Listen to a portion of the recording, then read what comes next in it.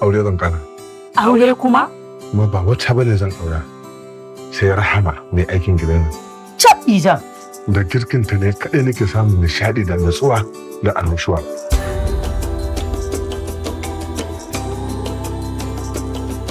Lalle yau Allah ya tona miki asiri. Ashe dama asiri kike zuba Alhaji a cikin girki shi yasa kika mallake shi? Wallahi tallahi babu abin da nake zubawa Alhaji a cikin abinci. Face wannan Zahir Kori. Zahir Kori. Zahir Kori shine wallahi ba abin da nake za. Ba mu nan shi mu gani. Mu kaga an ba mu go ki gani.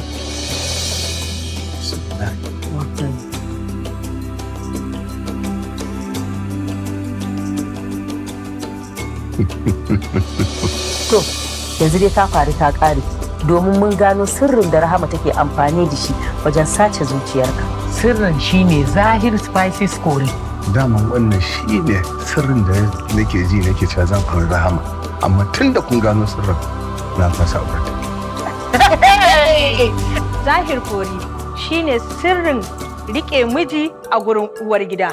Zahir Spices Kori yana da matukar auki domin samar da mazubi mai dauke da 5 gram zaka iya girki biyu da guda ɗaya. A ina ake samun sa?